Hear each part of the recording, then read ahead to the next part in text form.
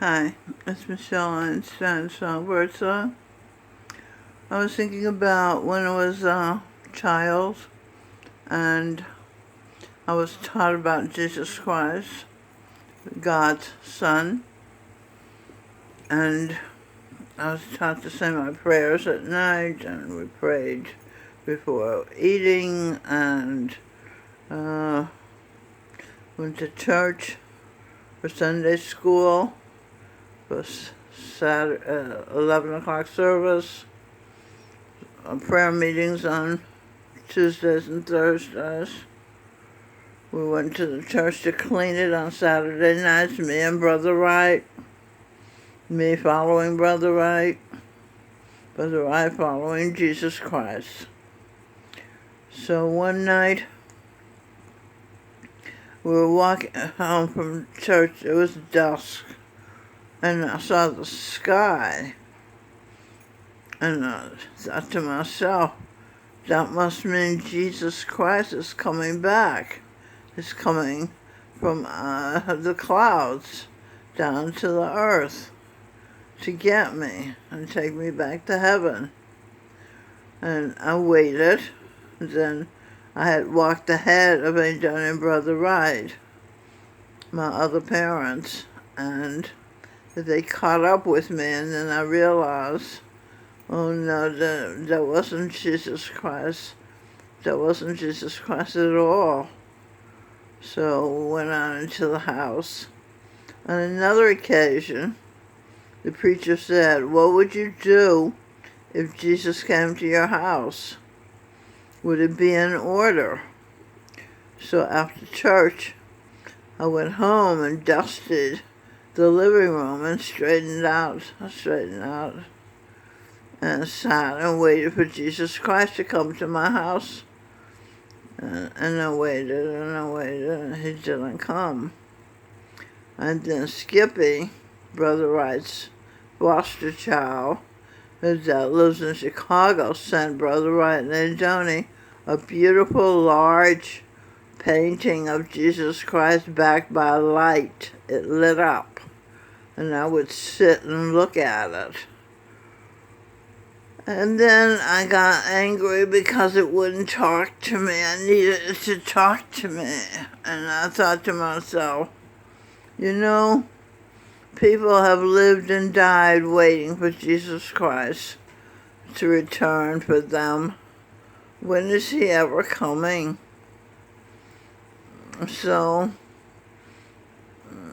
when I became a teenager and Brother Wright died, I forgot about it. But then, the other day, I was watching a video. It said Josh Groban. And In Her Eyes, that was the name of it. And I watched it, and there appears this beautiful man dressed in white, and he's touching the hands of people that stick their hands out for him to touch. And he's singing and touching hands and holding the mic, doing all this at the same time. It's kind of amazing. And he says, I am not a hero. So I take it to mean he is K-N-O-W. He's not to a hero. He's not to an angel.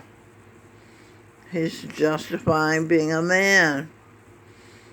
A man trying to love her, unlike any other. So that's how I hear the song. And then he reaches this little girl, and it reminds me of me when I was a little girl dying to see Jesus Christ. And she's standing there so happy, and he bends down and sings to her, the strength beside me, or something like that. Your strength is beside me. And it's amazing. And then he stands up and starts moving rhythmically again and gracefully again.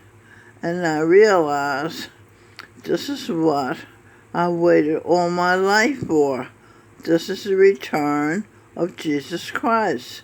These people don't know it, but he's actually Jesus Christ. They keep calling him an angel. He's more than an angel. He's a Messiah, come to get Mary Magdalene.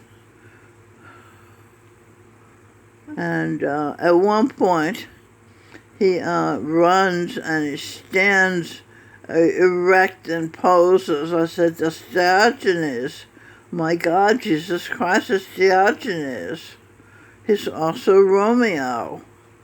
And Mary Magdalene is Juliet. Look what is going on here. This is the Judgment Day, and everything is becoming known. They say you'll know everything, and everything is becoming known. And then, toward the end of the song, he runs and he stands with his arms stretched out as if he's on the cross, confirming that he's Jesus Christ. And that's how it ends, with his arms outstretched like he's on the cross. And I said, my God, I waited, and it was worth the wait because he showed up. And then a few nights ago, I was listening to his Greatest Hits album, and it lulled me into a trance, what you call a mystic trance. And then I felt him kiss me twice, a wet kiss on my lips. And I don't like kisses because when I was a little girl, 6 years old, Kenneth, who was Stevie Wonder, spit what felt like a cup of spit into my mouth.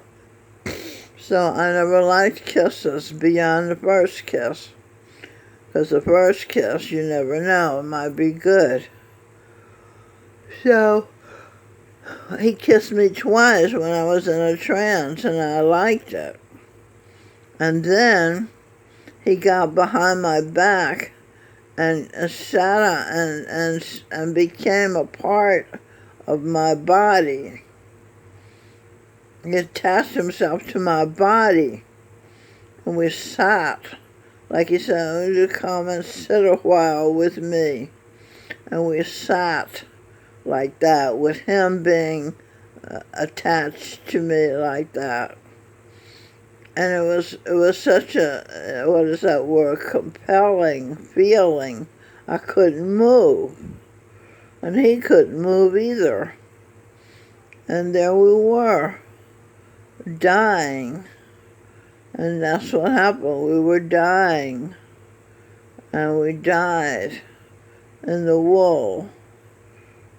I died from being minnow, from being Mild Red Songbird Song, Michelle Einstein, whatever you want to call me, which of my names, Michelle Birdsong Spear, all those names, right? I became him and me, and he became him and me. You see, that's love. People have no idea what a big deal love is. You lose your identity. You become the other. And that's the first time that's ever happened to me that I can recall. And it's extraordinary, powerful sensations. You cannot move. And you can never forget that.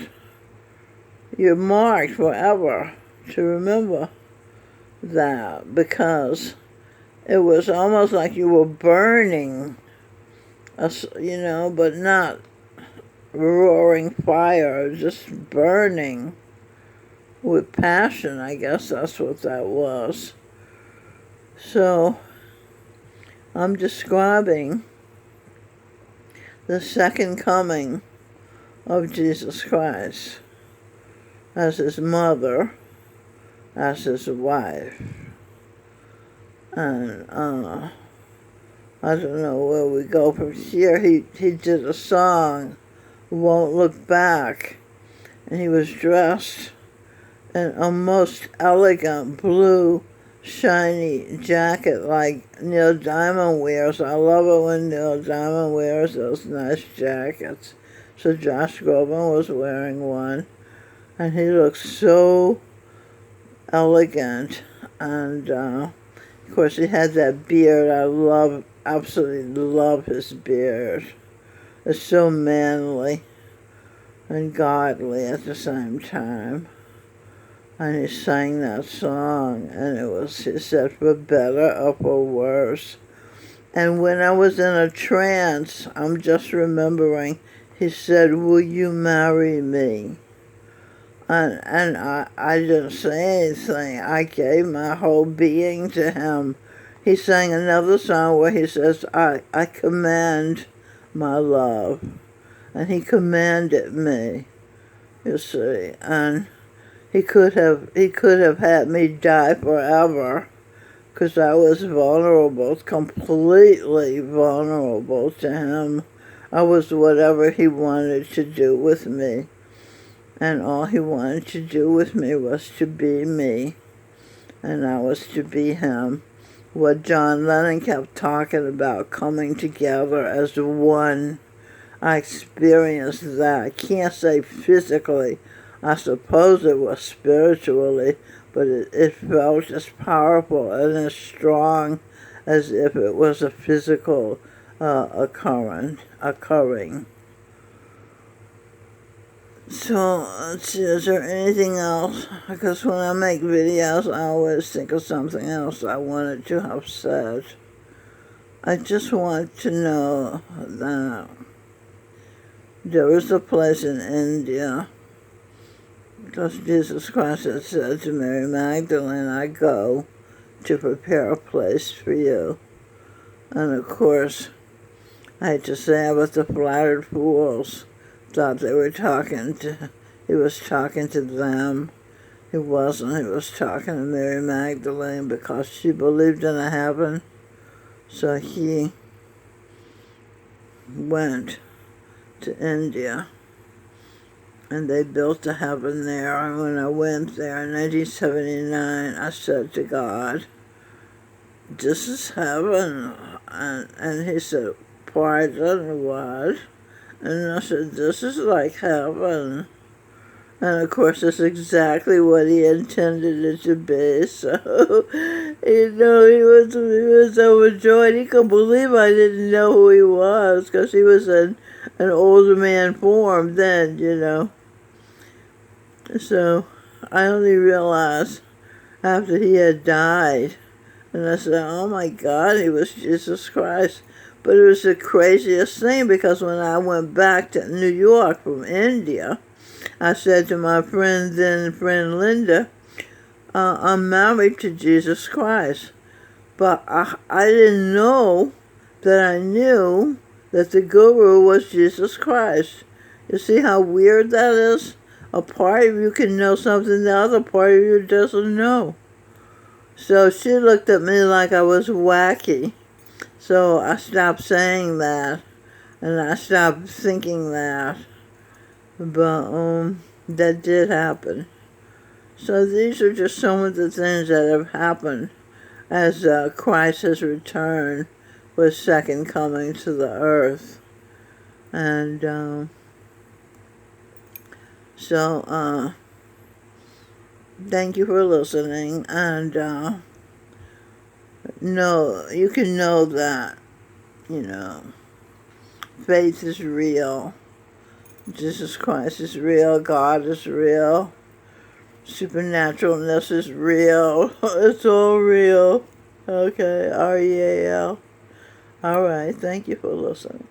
So now I'm going to listen to Somewhere Over the Rainbow.